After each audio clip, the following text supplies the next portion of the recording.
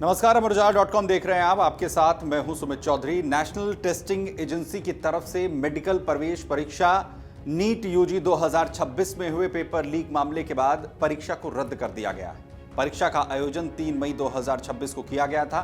Paper leak के गंभीर आरोप सामने आने के बाद भारत सरकार की मंजूरी से यह फैसला लिया गया है। जाहिर है, मेडिकल कॉलेजेस में एडमिशन के लिए देश की सबसे बड़ी परीक्षा नीट में लाखों छात्र हर साल बैठते हैं, लेकिन अब सवाल यह है कि आखिर पेपर रद्द होने के बाद बच्चों को आगे क्या करना है, और ऐसे कई सवाल हैं जिनके जवाब आने बाकी हैं। सबसे पहले तो एनटीए ने तमाम छात्रों को कहा है कि उन्हें घबराने की जरूरत नहीं है। परीक्षा रद्द जरूर हुई है, लेकिन फिलहाल पूरी प्रक्रिया दोबारा शुरू नहीं की जाएगी। यानी जिन छात्रों ने पहले से आवेदन किया था उनका रजिस्ट्रेशन पूरी तरीके से वैध रहेगा। फिर से रजिस्ट्रेशन की उन्हें जरूरत नहीं होगी।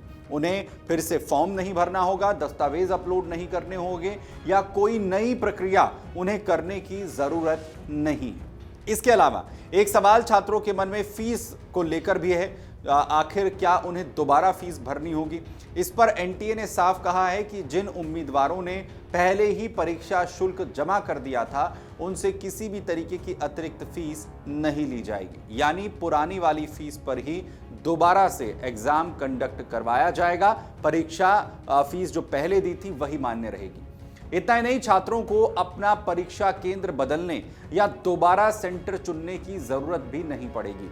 रजिस्ट्रेशन के वक्त उम्मीदवारों ने जो शहर और परीक्षा केंद्र चुना था उसी व्यवस्था के आधार पर नई परीक्षा आयोजित की जाएगी। इसका मतलब ये कि उम्मीदवारों को फिर से सेंटर चुनने या यात्रा की नई योजना बनाने की तैयारी नहीं करनी होगी। इन परेशानियों से छात्रों को फिर से नहीं गुजरना होगा।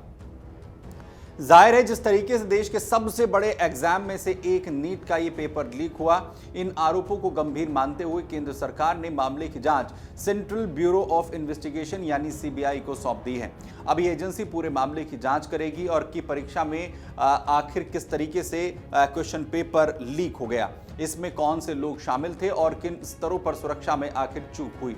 वहीं एनटीए ने भी साफ कहा है कि वो जांच एजेंसियों को पूरा सहयोग देगा और जरूरी रिकॉर्ड्स, डिजिटल डेटा, दस्तावेज और अन्य तकनीकी जानकारी उपलब्ध करवाएगा। फिलहाल कार्रवाई में कई लोगों पर शिकंजा भी कसा गया है।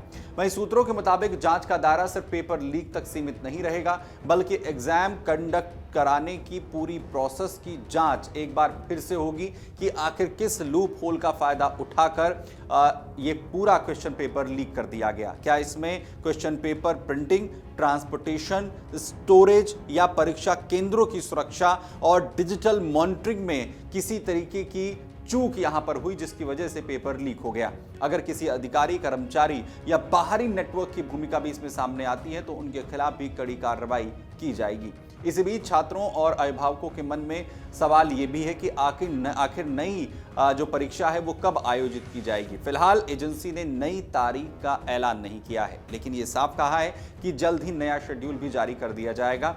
नई डेट, एडमिट कार्ड डाउनलोड करने की तारीख और परीक्षा निर्देश और दूसरे जरूरी जो अपडेट्स हैं वो एजेंसी की जो आधिकारिक प्लेटफॉर्म है, जो वेबसाइट है, उसी पर जारी किए जाएंगे। और इसलिए तमाम अभ्यर्थियों को अफवाहों से बचने की जो सलाह है वो भी दी गई है और सिर्फ आधिकारिक जानकारी पर भरोसा करने के लिए कहा गया है। जाहिर है, जिस तरीके से नीट का एग्जाम का क्वेश्चन पेपर लीक हुआ उसे नीट के पूरे सिस्टम पर ही उसने सवाल खड़े कर दिए हैं। लेकिन एग्जाम लीक होने के बाद लाखों छात्रों को जरूर निराशा हुई है, लेकिन एजेंसी का कहना है कि परेशान होने की जरूरत नहीं है और जल्द ही नई तारीखों का भी ऐलान किया जाएगा और फ्री एंड फेयर पूरी तरह से एग्जाम कंडक्ट करवाया जाएगा, जिससे कि छात्रों के भविष्य के साथ किसी भी तरीके का खिलवाड़ ना हो सके।